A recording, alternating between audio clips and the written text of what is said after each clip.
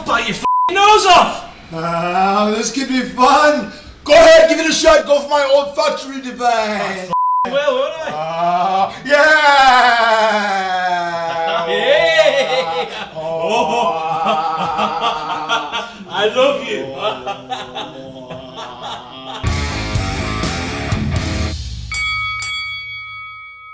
I've never been touched like that before in my life. Can you, Adam and Eve, today? They used the raw staging for a dual brand pay-per-view. WTF. Not only is it a dual brand pay-per-view, but it's one of the big four, potentially the second biggest of the big four, the Royal Rumble. It should have its own unique stage, which is far better than the weekly shit we see on Raw and SmackDown. Well, they're not shit, but it should be bigger. Bigger is better. It's all bigger in Texas. In the words of Bruno Mars, here is WWE's production team. Today I don't feel like doing anything. I just want to lay in my bed. I don't feel like picking up my phone to leave the message at the tone. Today I don't feel like having a fucking special stage for a special fucking event. Bruno Mars loves the toot. Let's deal with it. It's the elephant in the room. It's the King Ross is a wank pheasant sign. Now then, I know for a fact that Roman Reigns was once called a wank pheasant himself. Now, unlike Roman, I've got charisma for days, so it can't be that. So it has to be down to being tall, body like a fucking god, skin bronzer than a bronzed monkey, beautiful fucking hair. Yes, me and Roman are both wank pheasants and beautiful fucking men. But at the end of the day, it's not all that bad because JBL has a Tommy tug while he's watching wrestling. The sign that had a picture of this wank pheasant, this beautiful wank pheasant, with hashtag 30, meaning number 30, King Ross, 30th entrant in the Royal Rumble. Let's just f***ing say it, lads. I would have been a better f***ing choice than the one they went with in real life. What the? Now then, I don't normally deal with the pre-show because if something's on the pre-show not worthy of main show billing, it's not worth my f***ing time. But a sign from the pre-show has come to my attention. The one that says JBL is better than this wank pheasant. I mean, I can live with this. JBL is better than me at some things. Allegedly, if you read the internet, JBL is better than this wank pheasant at threatening his colleagues with rape after tying them up in the locker rooms. Allegedly, internet. JBL is better at goose stepping than me. Now, I'm not going to demonstrate my goose step for you because it'll be gift for f***ing eternity. But you can believe me that John's is far better than mine. And we all have to admit that JBL's fetish game is far greater than this wank pheasant's. Well, because, you know, he went on Twitter on Saturday night during NXT TakeOver San Antonio and posted a picture of NXT San Antonio taking place. However, he didn't close all of his tabs at the top, so that the name of some lass with nude next to it. A really big, muscular, sweaty woman. JBL likes them. Fetish game greater than mine. Let's move on. It's John O'Clock for the first time! Oh my god. There's a sign that says John O'Clock. Michael Cole claims that the only time the WWE Championship has been on the line in a Royal Rumble match is way back when Ric Flair won the vacant title in 1992 by winning the Royal Rumble. Basically, a year ago, Maggle. Things that will make you go home. Needless to say, there's no wonder Maggle's mind is all out of the bloody shop after Saturday night's revelations. Maggle used to think that JBL tuned into the graps and used to have a Tommy tug over him and his lovely commentary. However, Saturday revealed that JBL wanks over massive muscular women. Michael's devastated. Roman Reigns' ribs were hurt during his match with Kevin Owens, despite the fact he wears a massive fucking bulletproof vest thing. Whoever sold him that heap of shit had it right up the river. Roman thought he's going to get an advantage on his opponents by having literal body armor, when in fact he was clearly sold a laser tag vest. Those were the days though, lads. Laser Quest in the Metro Centre. me sideways and call me Betty. I was a beast at fucking laser tag. Kevin Owens doing a Stone Cold Stunner gimmick infringement, lads. Or maybe it's moveset infringement. Oh no, creative teams on WWE Raw. If you didn't want Chris Jericho to interfere in that Universal Championship match, what you should have done was lock the bastard in a room in the back. Therefore, you know where he was at all times. He was nowhere near the ring. He couldn't do diddly squat. We've got to sell Crash Cage playsets for 30 bats a pop. 30 fucking bats a pop. Fucking hell. No wonder they've had 2 Shark Cage matches in the past couple of months. There was one on WWE NXT as well, you marks. Braun! Yeah!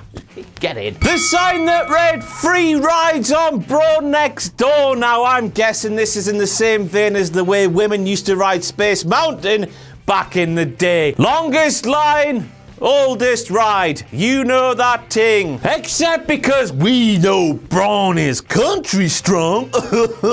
We can only assume the theme park associated with Braun because he's from the country strong. Must be Woodlands Family Theme Park in Devon because country. Or It's a Small World because he's got a tiny cock. Back to Michael Cole again, who was talking about a laid out Roman Reigns. Oh, lovely, lovely, lovely. Michael was asking the question that was on nobody's lips, whether Reigns realizes he's just lost the WWE Universal Championship. What you talking about, Michael? That belt was never Reigns at the Royal Rumble. KO walked in the champion, KO walked out the champion. No matter what Vince McMahon wants, because we all know he's got a massive stonking erection for Roman Reigns, no matter how shit he is. Reigns was never champion at the Royal Rumble. Not one bit, not once, not ever, never. Who would Adam and Eve and I, WWE, doing top 30 lists like what Culture sometimes do on special occasions? We're known, famed for our wonderful top 10s. But sometimes they stretch to our top 30s. For example, I once did a gallery titled 30 Most Delectable Lumbersexuals in WWE History. It's real. Go and look on the f***ing internet. It's the worst thing you'll ever see in your life. WWE have seen the clickbait duckers that we're rolling in. That means this house gets to book all sorts of top names from all over the world. They've thought to themselves, f*** me sideways, call us all Betty. We'll have some of those, so we'll go for the top 20, 30, 40 lists. Lists. Oh, lists. Anywho, Michael said we had a top 30 list of the top 30 Royal Rumble moments in history, and what was shown was a list of 30 Jonathan Wass. 30 Royal Rumble facts that you need to know. He said the wrong title. Nobody told him what was coming up next. Clickbait. Mago would never get a job at whatculture.com with fucking shite like that. Getting titles wrong. Fucking hell. Who the f***'s Neville King like? Dean Ambrose asks his boss man ting Daniel Bryan to wake him up when his music hits second after picking the ball from the tumbler thing that corresponds his entry number into the WWE Royal Rumble. One problem, Dean picked up that ball, Dean didn't open that ball. Nobody knew what bastard number Dean was. Sami Zayn asked Dean, do you want me to open your ball, pal? He said, no mate, f*** off. I didn't want anyone to touch me balls.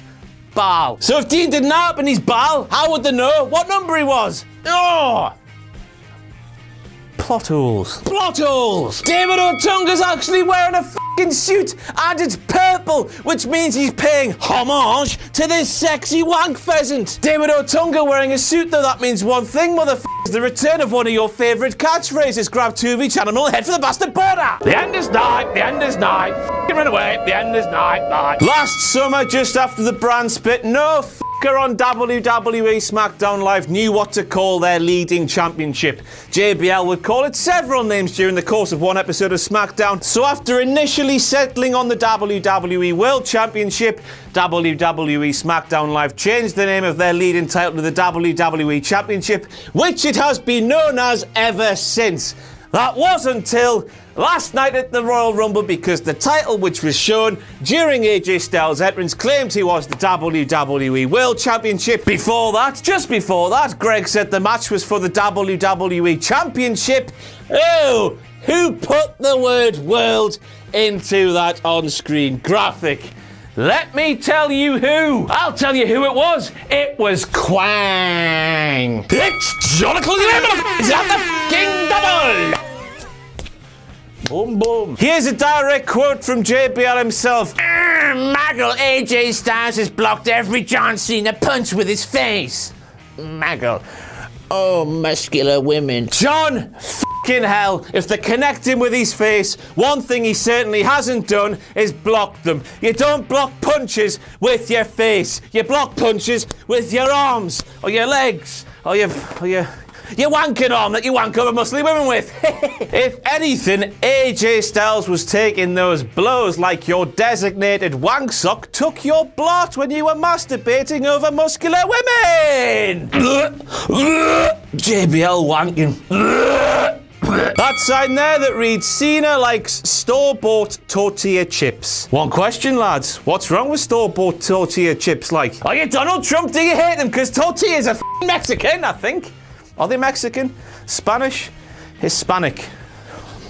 It's Otunga time, motherfuckers, and the moment that David Otunga said live on there on the WWE Royal Rumble that he was unaware that the code red was part of John Cena's arsenal, despite the fact that over the last 2 years, maybe even a longer stretch, he certainly did it for 2 years, Cena has brought that little flippity sunset powerbomb out in just about every big match he's been in. Some would say he's done it more times over the past 2 years than JBL has had a little Thomas tug while the Graps has been on. Oh, John having a wank, man. And while we're talking about Dave Otunga, how infatuated was Dave with the body and that vein, wherever that vein was, he kept talking about some vein, of John Cena. I suppose you could say Dave Otunga likes big sweaty Cena. Dave Otunga likes big sweaty Cena. Dave Otunga likes big sweaty Cena. No, no, no, John, you poor old middle-aged man, you seen Roman Reigns do that with his title and carrying it like a sack of shit over his shoulder. That is not cool. If anything, it just makes you seem like you don't give a shit about the title. The title that equaled Ric Flair's record of 16 reigns. 16 Roman reigns. Oh, die. So let me get this straight. Enzo Amore wants some privacy from Big Cass so he can some chicken. Hey, I bet JBL would wank over anyway, wouldn't he? Hey, the dirty bastard. Next, we move on to Jerry the Fake King Lawler, who claimed that he would have won the 1995 Royal Rumble if it wasn't for Shawn Michaels, who found him hiding under the ring like the opposite to a wank pheasant. Wank pheasant, as you're seeing right here, is a highly positive thing. Me and Roman are two sexy AF men. Jerry hiding under the ring like a pussy hole, fam. Anything but positive. Only thing is, though, Jerry, that spot, that shtick where you hiding under the ring, took place in 1996. You said the wrong bastard, yeah, live on air, you silly old bastard, yeah. Hey, who cares about the year? Let's just think about Jerry. He would have won the Royal Rumble if he was better at hiding than JBL was at hiding his pornographic searches. Me sideways and call me Betty. Did Maggle Cole have a lot of stats about the Royal Rumble? So much, in fact, that I couldn't be asked to check if they were correct or not. Chances are, there are a couple wrong. But at the end of the day, who gives a shit? One that was certainly wrong, however, is the one where Maggle claimed the two tallest winners in Royal Rumble history were Big John Studd and The Undertaker. Maggle forgot a crucial one, and that was the Big Show, who, as we all know, won the Royal Rumble in the year 2000, didn't he, Rocky boy? Ding. Hashtag justice for Big Show in 2K. Oh, 2K. Just 2K. Big Show 2K. 2K the Big Show. A cruiserweight in a WWE ring when the rope's on purple. WTF. That would be like a fish being up a tree. David Otunga behind a commentary desk being employed as a commentator, or JBL's pornographic searches being on Twitter for the whole entire bastard world to see. Things and places they shouldn't be. That wasn't Jamaican. Vince McMahon likes big sweaty men. Vince McMahon likes big sweaty men. Vince McMahon likes big sweaty men. Vince McMahon likes big sweaty men. Vince McMahon likes big sweaty men. Vince McMahon likes big sweaty men. Vince McMahon likes big sweaty men. Vince McMahon likes big sweaty men. Vince McMahon likes. Have I got a huge scope for you, Vince McMahon, who undeniably has a massive erection, bigger than Seth Rollins is in room 605, didn't you know, for big sweaty men. So much so that he didn't want his big sweaty men tying themselves out down that 2-mile walkway to the ring at the Royal Rumble yesterday. So he employed a little man and a little go-kart to wheel them down as if it was WrestleMania 3. A shittier WrestleMania 3. WrestleMania 3. I'll tell you one thing for free though, I am triggered by this preferential treatment given to the big sweaty men. What about the little perspirated men who had to run like chumps all the way down the ramp and completely themselves before they got in the ring? Spare a thought for them for tonight. Thank God it's them instead of you. 10. WWE actually delivered something that fans had speculated heavily about on the interweb for weeks and weeks and weeks.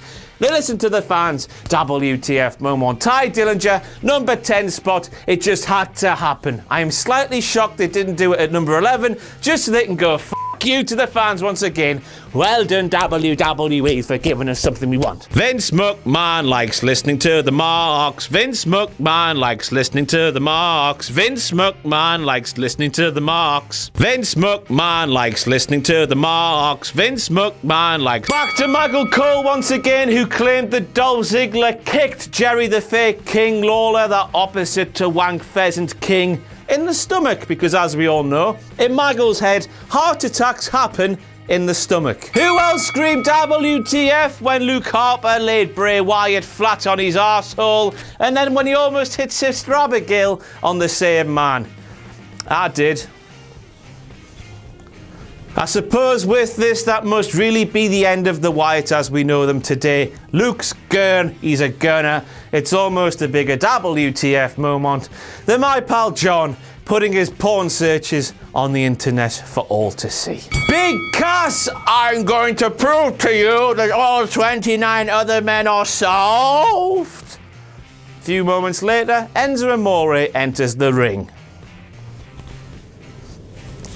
WTF, they're breaking them up, aren't they, the f***ing c***? They're not really, but it's just a bit weird how Cass said other 29 are soft and then his partner walks in later. Vince McMahon likes big sweaty men. Vince McMahon likes big sweaty men. Vince McMahon likes big sweaty men. Vince McMahon likes big sweaty men. Vince McMahon likes big sweaty men. Vince McMahon likes big sweaty men. Vince McMahon likes big sweaty men. Vince McMahon likes big sweaty men. Vince McMahon likes Roman Reigns, number 30. All the surprises it could have been, and they went for the man that they must know. They can't keep denying themselves. They must know that at least half, probably more than half of the WWE universe f***ing hates him and everything he f***ing stands for. For me, the loser of the Universal Championship match getting a spot in the Rumble, it makes sense. It only makes sense, however,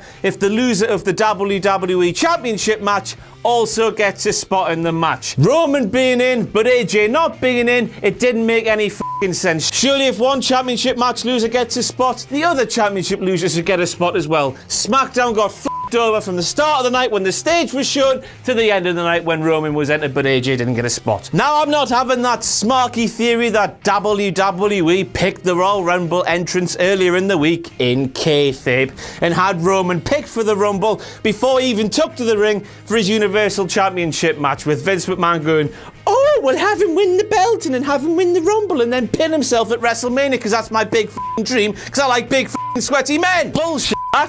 I saw it on Twitter. It's bollocks. There was a big f***ing Tumblr with balls in, with superstars picking their balls out for their number. We were shown the superstars picking their balls for the Rumba. Some of them weren't for the Rumba. The Rumba? Hey, the Rumba! Aye, we saw them picking their numbers. They weren't decided earlier in the week. That's a load of shit. But Reigns eliminating Undertaker. WWE, please slap yourselves in the fucking face if you thought that was going to get a positive reaction. I don't know what the life is anymore. Surely you leave that honor to a heel that would have got more heel heat, that would have been more productive going forward. But no, you gave it to Reigns just to make him look big and strong. Ooh! But imagine if Reigns coming in at 30, kicking the shit out of a load of folk, eliminating Taker, was a deliberate ploy by WWE just before the most sensational heel turn that would be so sweet, considering everything that went on at the Rumble and just about the 2 years past as well. Just imagine. That's me being too optimistic. I'm not here to do that. I'm here to shit everything. So that's not going to happen. It's just been a waste of time. Vince McMahon likes big sweaty men. Vince McMahon likes big sweaty men. Vince McMahon likes big sweaty men. Vince McMahon likes big sweaty men. Vince McMahon likes... Randy Orton wins. WTF? How the did WWE fit us all into one time machine, then take us back to 2009? That's right. John Cena, WWE World Heavyweight Champion versus Randy Orton, Royal Rumble winner. I know they might not have done that back in the day, but it certainly feels like a match that would have taken place in 2009, but it's not. It's taken place in 2017. What's the crack with that? Weirdness, weird choice. Great pay-per-view up until the Rumble, and the Rumble sort of all fell apart. Ah, shit. That's it for all the WTF moments from WWE Royal Rumble 2017. I've been King Ross, the sickest wank pheasant you've ever seen. You've been a dirty mark, and I'll see you soon.